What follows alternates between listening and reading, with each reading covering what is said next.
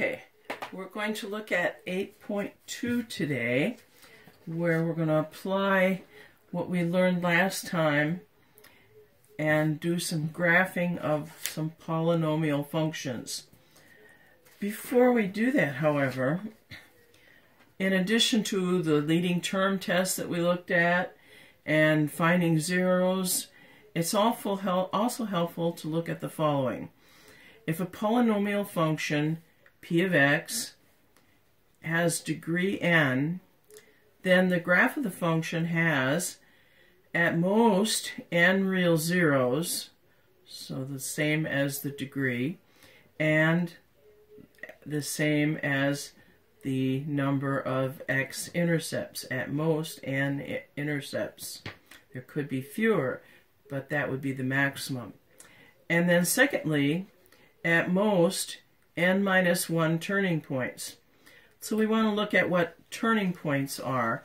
Turning points on a graph are also called the relative maxima and minimum, occur when the function changes from decreasing to increasing or from increasing to decreasing. So when it gets to the top of the hill or the bottom of the valley, those are the turning points. Okay, then we also want to look at some steps to graphing a polynomial function, and then we'll apply these as we work out our graphs. So first of all, we want to use the leading term to determine the end behavior, and we saw how we did that last time. We want to find the zeros of the function by solving f of x equal to 0. And then any real zeros are the first coordinates of the x-intercept. So we only look at the real zeros, not any imaginary or complex zeros. And then we're going to use the x-intercepts, or the zeros, to divide the x-axis into intervals and choose a test point in each interval to determine the sign of the function values in that interval. And so, in other words, we look at an interval, and if we evaluate a point in that interval, whether it's positive or negative, any numbers that are in that interval would have the same sign as the value that we tested. Number 4, we want to find f of 0, which gives us the y-intercept of the function.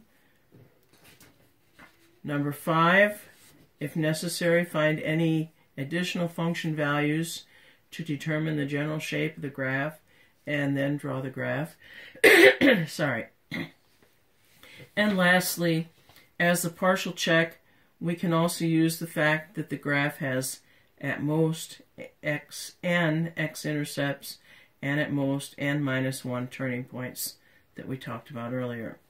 Multiplicities of zeros can also be used to check whether the graph crosses or is tangent to the x-axis.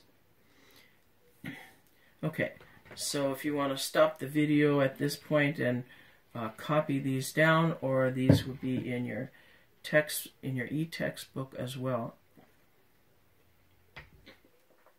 And we'll go through these steps in finding some graph and drawing some graphs. But first, before we do that, let's look first at what we've learned and look at some problems where we want to, first of all, or A, find the maximum number of real zeros that the function can have, find the maximum number of x-intercepts that the function can have, and C, the maximum number of turning points that the graph of the function can have.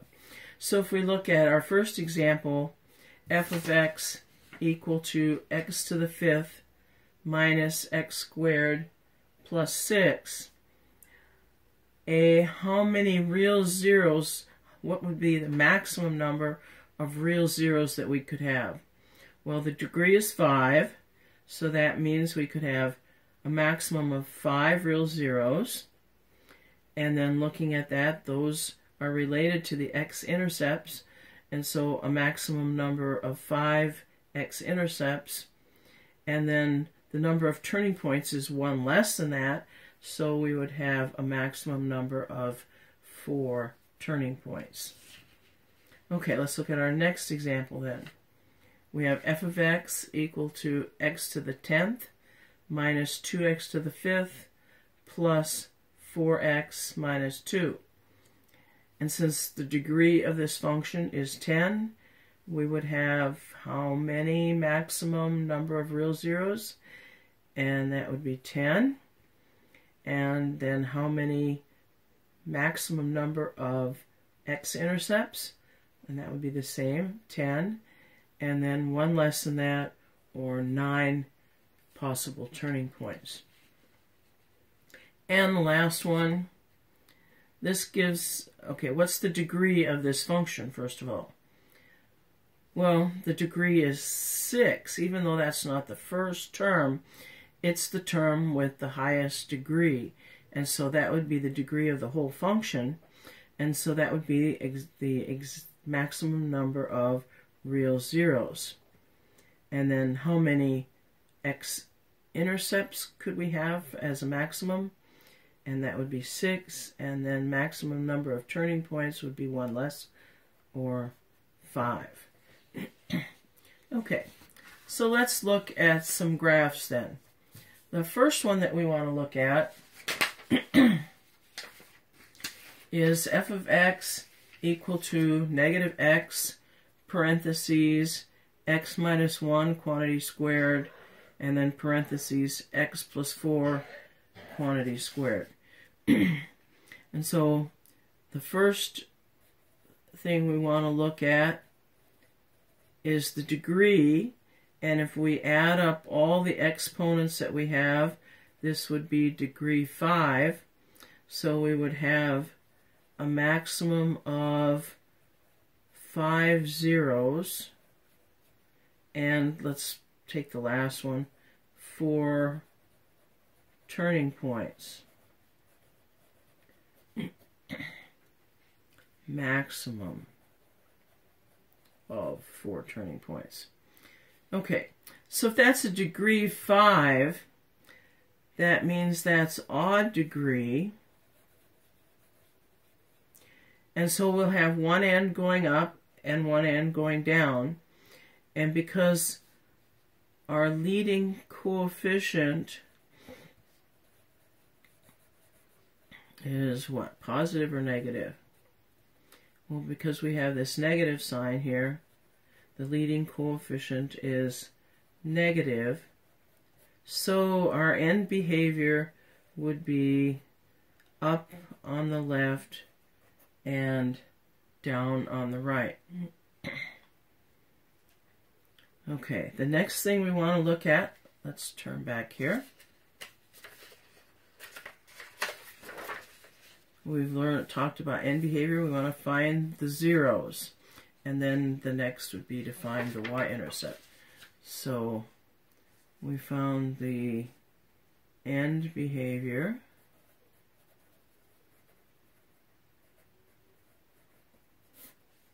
Then let's find the zeros.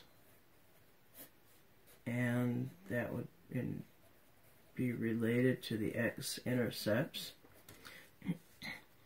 So we set this equal to 0.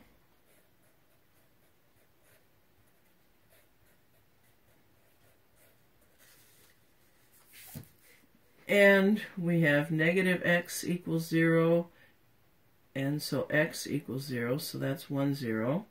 And what's the multiplicity of that one?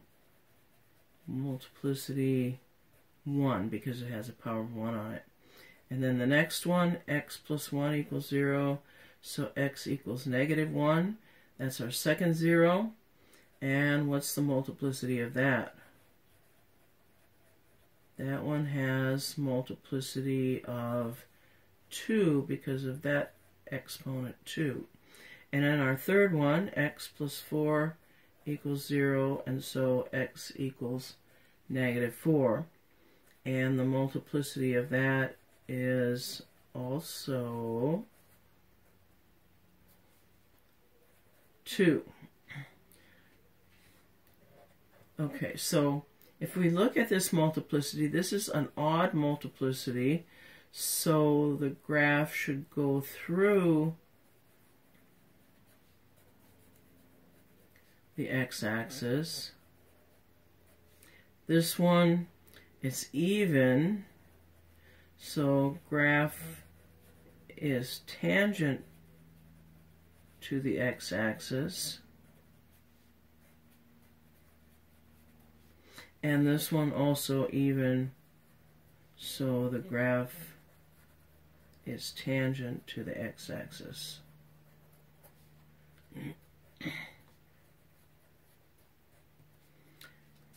Okay. Then we want to look at finding the y-intercept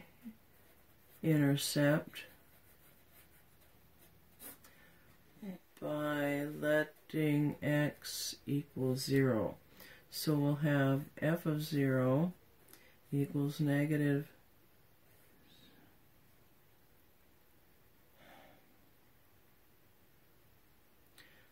0 times x minus, or 0 minus 1 squared times 0 plus 4 squared, and so that's equal to 0. F of 0 is 0, so the x-intercept is 0, 0. I mean y-intercept, sorry. Then let's just put these on a number line for the moment. Negative 4 and 0 and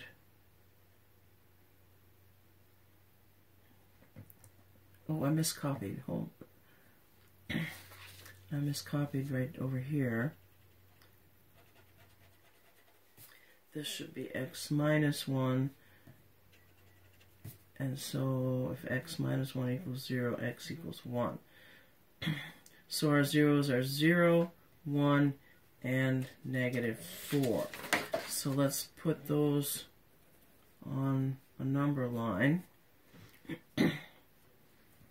And that divides the number line into 4 intervals, negative infinity to 4, negative 4, negative 4 to 0, 0 to 1, and 1 to positive infinity. So let's call those intervals A, B, C, and D. And then let's make a chart with the interval A, B, C, and D. And then let's pick a test point in each of these intervals.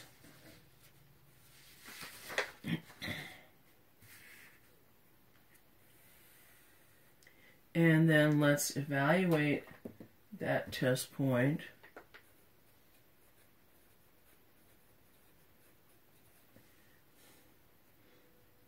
And let's leave plenty of room for that.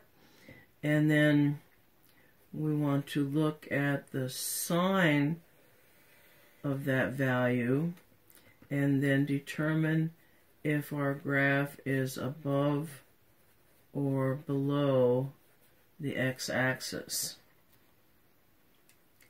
Okay, so in our first interval, interval A, let's pick negative 5 for that value.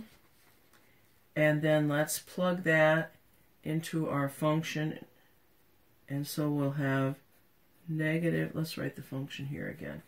F of x equals negative x, x minus 1 quantity squared, x plus 4 quantity squared.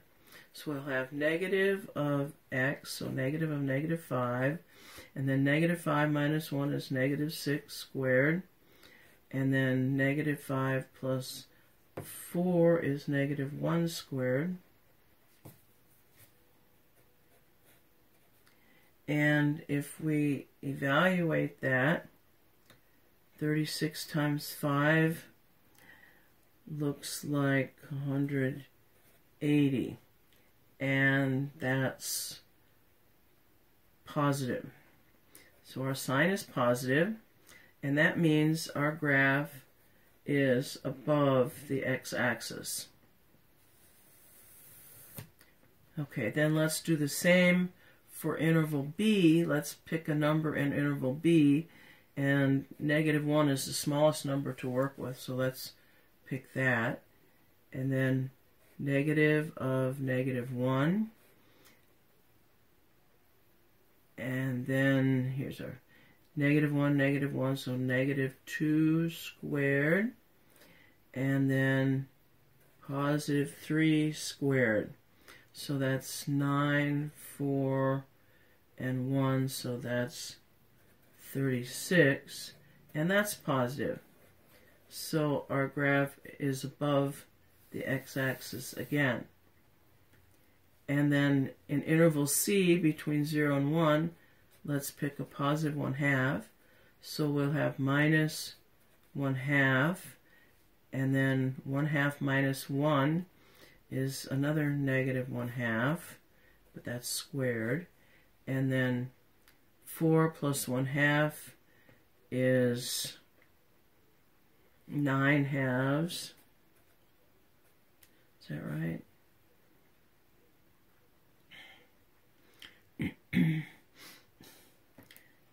Okay, so we'll have, and that's squared, and then we'll have a positive value, and let's see what that would be. 81/4, and this is 1/4 times -1/2, and it's not going to be positive. We'll have -81/32, and so let's look at that.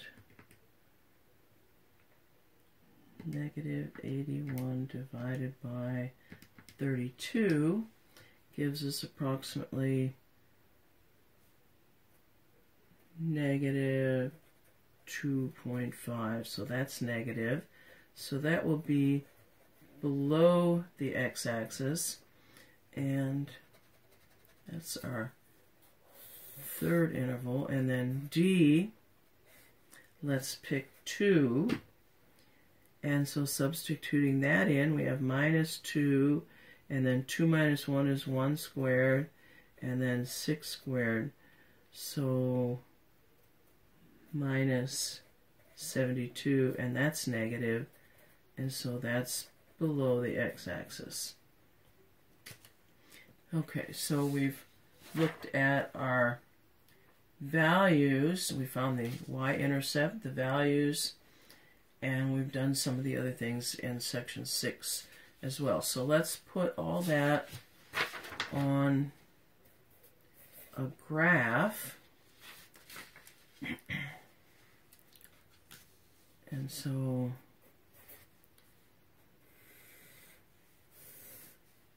we have a point at 0, 0, point at 1, 0, and then -1, -2, -3, -4, and a point at -4, 0. Okay, we substituted -5 in here, and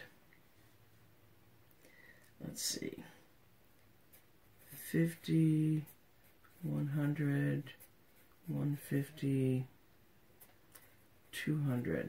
Okay, so at -5 we're at approximately 180. At -1 we're at 36, and that's positive. And then at 1/2 we're at -2, so about right here. And then at 1, 2 we're at -72, so this is -50, -100, so we're about right here. Okay, we don't have any other points in between our graph, but we see that A and B are both above the x-axis, and we also saw that our 0 of -4 was multiplicity 2, so that would mean the graph would be tangent to the x-axis, and so that makes sense if we have a point above the x-axis here, and then this comes down and touches and comes over here, and then this is a point of multiplicity 1, so it's odd, so the graph will go through that point and then touch at 1 because that's a multiplicity 2 or even, and so it's tangent. And so here we have an approximate graph of our function. We had 3 zeros, but 2 of multiplicity 2, so that gives us our 5 zeros altogether. And then how many turning points do we have? We have 1, 2, 3, 4. 4 turning points. And that's the maximum that we can have. And that goes along with what we figured out. Did we figure that out?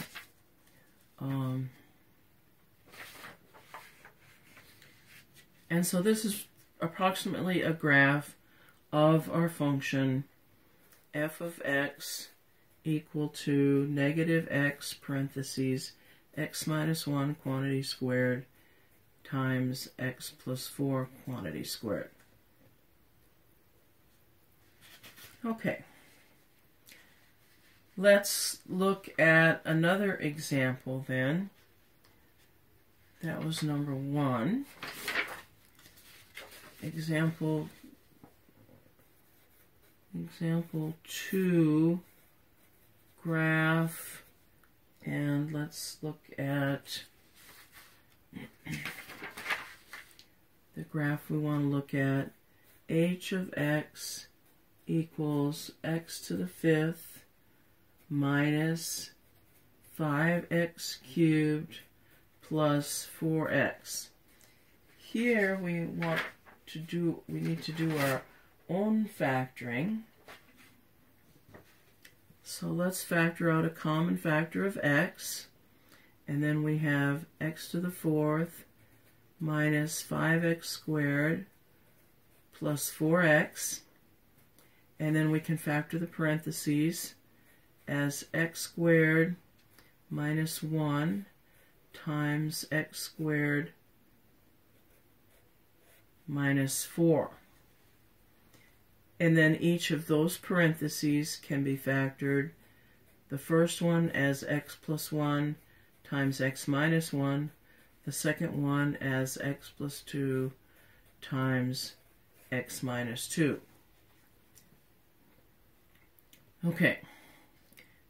So the first thing we want to look at is end behavior.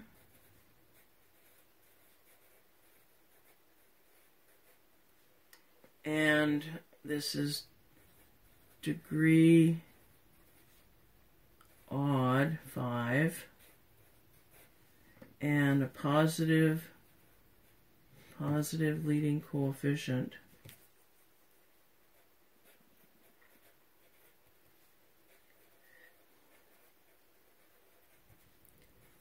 And so that tells us that odd degree, left end down, and right end up. Okay, that's just the opposite of the one we just did, which had the left end up and the right end down. And let's find our zeros. We factored, so if we set that equal to 0, and set each factor equal to 0, we have x equal to 0, and then if x plus 1 equals 0, x equals negative 1. If x minus 1 equals 0, x equals 1. If x plus 2 equals 0, then x equals negative 2. And if x minus 2 equals 0, then x equals 2. So those are all of our zeros, and all have multiplicity 1.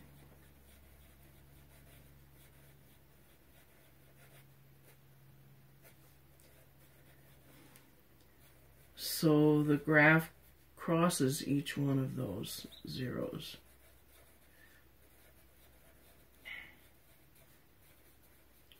Graph crosses the x-axis.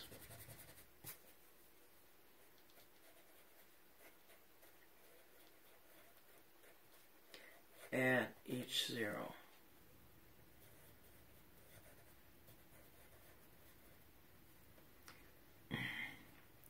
Okay, let's find the y-intercept. And again, if we plug 0 in for x, or let x equals 0, then y equals 0. And so we have 0, 0 for the y-intercept.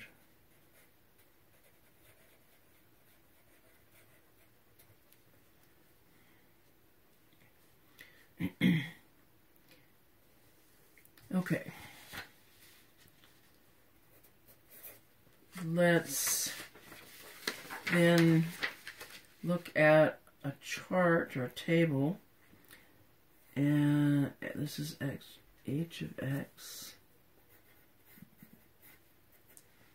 and so we have 5 zeros to put in our table, and so we'll have 6 intervals.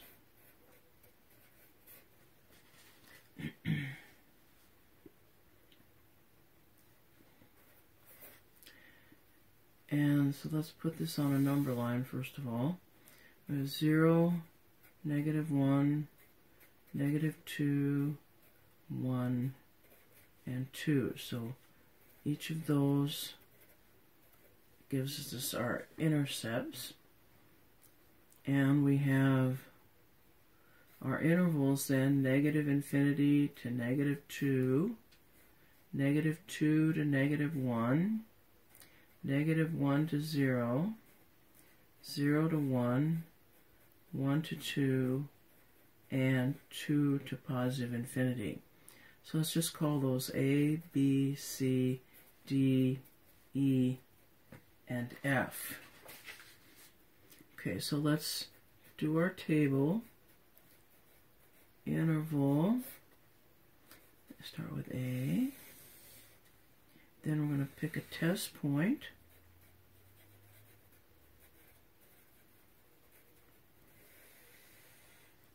And then we're going to evaluate our function at that test point.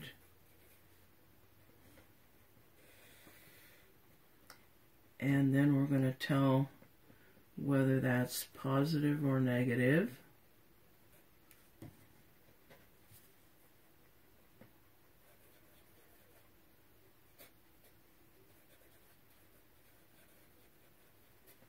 And then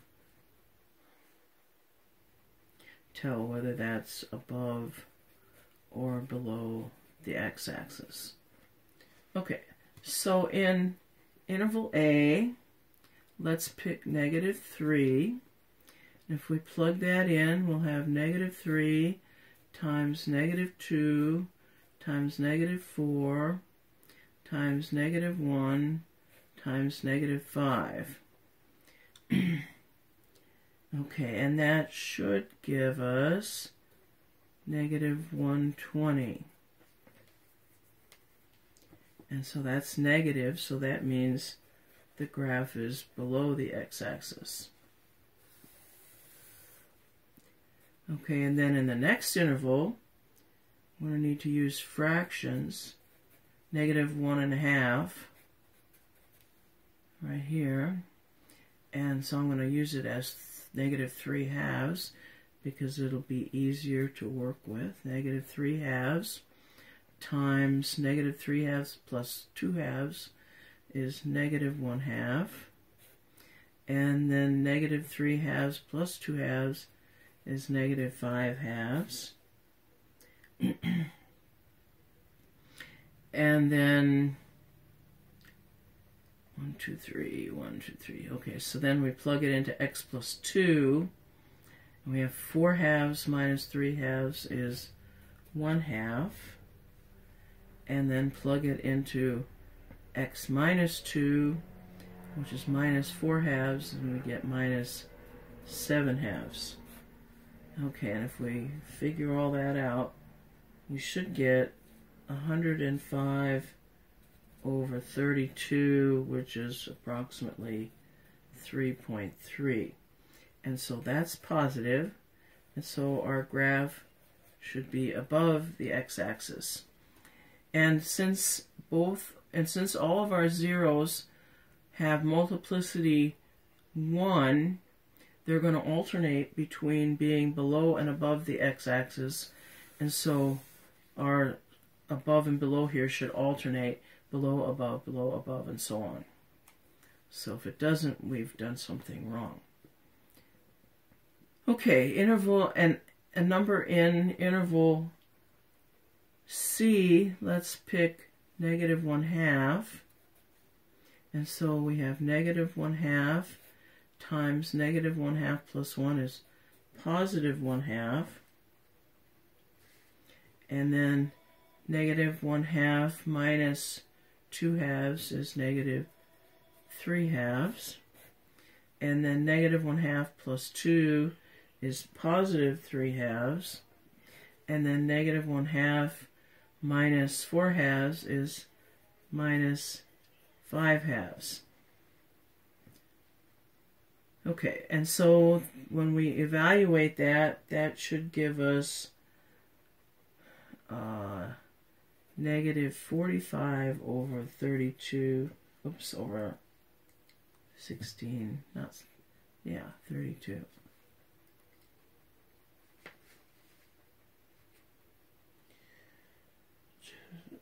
So that should give us approximately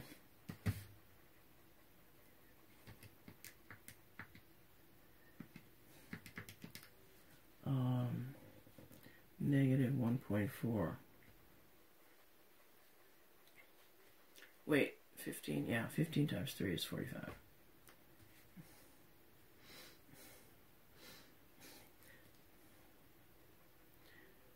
Okay, and so that's negative, and that means our graph goes below the x-axis at that